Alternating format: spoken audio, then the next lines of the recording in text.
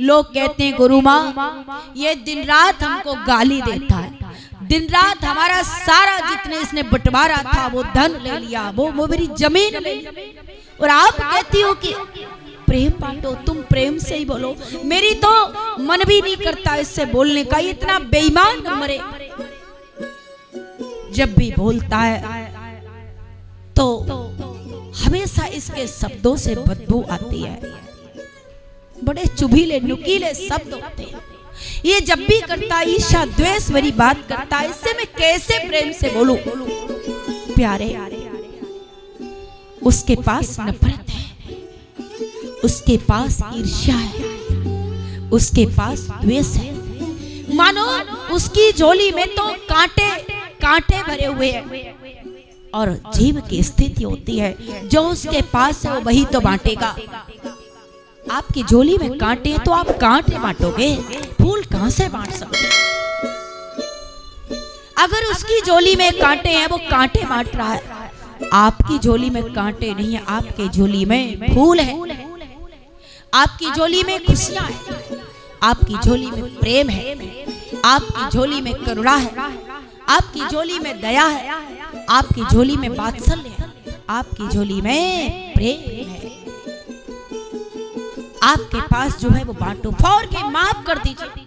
हाँ ऐसा होगा, जब आप किसी को माफ कर दोगे ना और दोबारा फिर नॉर्मल होके बात करोगे तो लोग मिसयूज उड़ाते हैं, उसको मिसयूज करते हैं।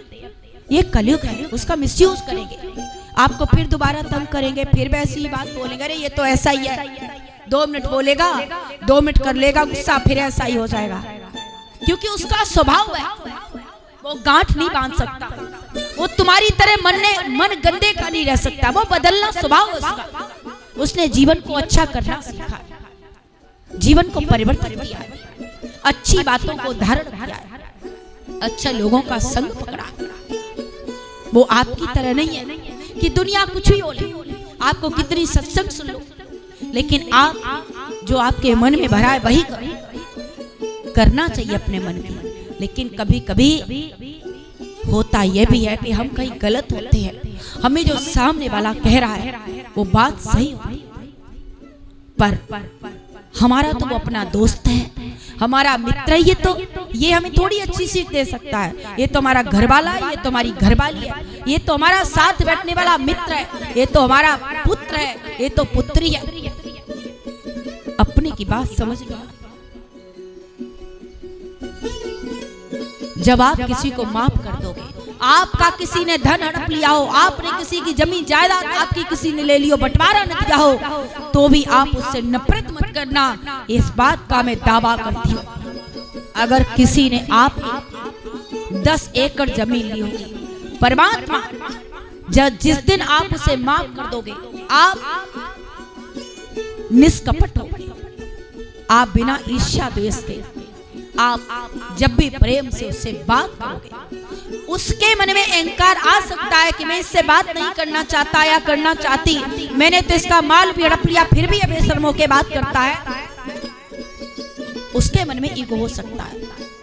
लेकिन आप अगर माफ दिल से कर दोगे, आप प्रेम से बात करोगे, प्रेम बुरा नहीं उसका सोचोगे, मैं दावा कर सकती हूँ, वायदा कर सकती हूँ, कोरे कागज पर लिख सकती हूँ, स्टैम्प पेपर पर लिख सकती हूँ, अगर आपकी 10 एकड़ चली गई होगी, आपको बंटवारे में नहीं मिली होगी, तुम्हारा अगर होगा तो भगवान तुमको 10 एकड़ की बजाय 1000 एकड़ दे देगा। पर तुम बदला मत देने की सोचना, ईर्ष्या मत करना, बल्कि प्रेम से कह देना, भैया तू ऐसे ही कह देता कि मुझे तो देना नहीं है, मुझे चाहिए सारी दौलत अपने माँ बाप की, मुझे चाहिए थी भैया, इसलिए मैं तो तुम्हें लड़ाई करवाता था, मैं तो खुशी खुशी दे देखा, दे दीजिए खुशी से, उसको माफ कर दीजिए। और सबसे पहले अपने आप को माफ करिए। जिस दिन आपने अपने आप को माफ कर दिया, तब दूसरों को माफ करना आएगा।